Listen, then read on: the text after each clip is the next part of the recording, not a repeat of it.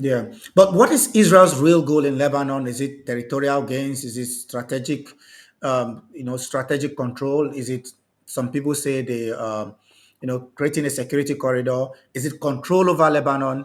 And then you have other players in the region as well, like France, who are claimed to be a traditional, player in the Eastern Med, who have interest in the Eastern Med. Why are the French not doing anything? Just sitting down there like dogs and allowing the Israelis to run rampage in the region without any sort of control or pushback whatsoever. So, what is Israel's real goal in the region? And what is France doing? What the hell is France doing just sitting down there like that? Because at the end of the day, if the Israelis continue to push, they will be the main players, in Lebanese politics and not France. Okay, so the Israelis have always said it openly, and Netanyahu just said it basically about 4 days ago, that they want all of Lebanon. So it's territorial gains, but it's not only territorial. They also want to take over what you call the abundance of wealth in the region.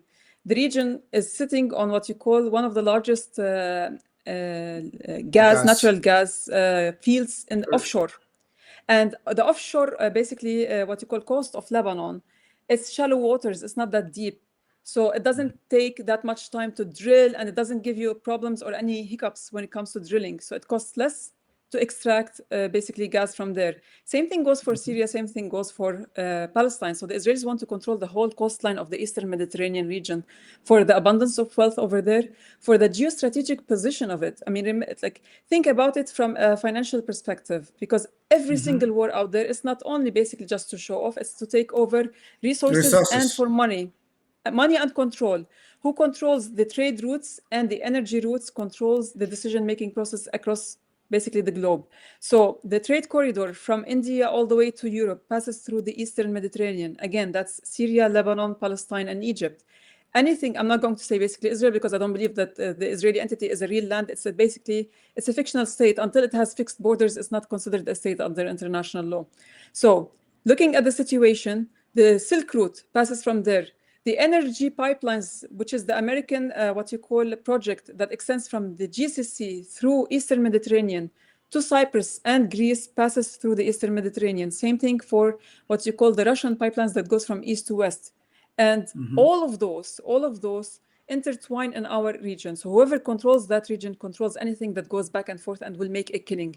That's why the Chinese basically, for example, run the port of Haifa, which is owned by the Indians, which the Israelis sold it to them, but it actually belongs to the Palestinians. I mean, it's really funny. And this is why you find the Chinese, the Americans, the Russians, and the French, the Germans, and the British are fighting over this region.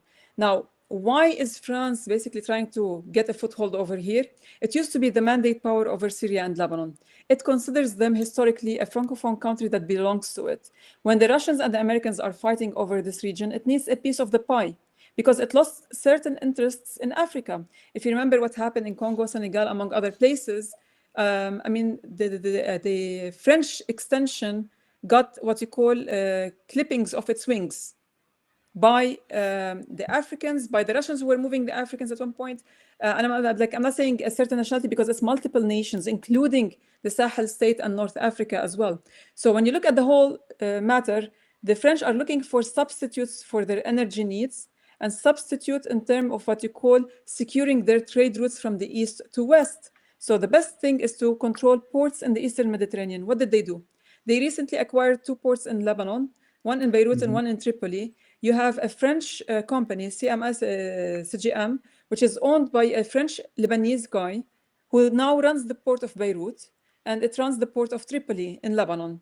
And it also basically negotiating with the what you call the Syrians to run one of the ports or several ports in Syria as well. So by securing that, they will secure at least a foothold in terms of that international trade that passes from there, and they will have a piece of the pie without having to fight at any point. I'm sorry, that's my dog over here. No I think his problem. girlfriend on the 4th floor basically is just getting Okay. out, so he calls her. I'm sorry about Yeah, that. no problem. So that's the French and their interest in this region. Aside from that, the French also, the French president has lost so much respect on the ground. He has barely any credibility. He wants to show his people that he can still basically be in control, that he's the new Napoleon or something like that. So he needs to be playing with the big guys over here in the region, and nobody's giving him weight, I mean, at the end of the day.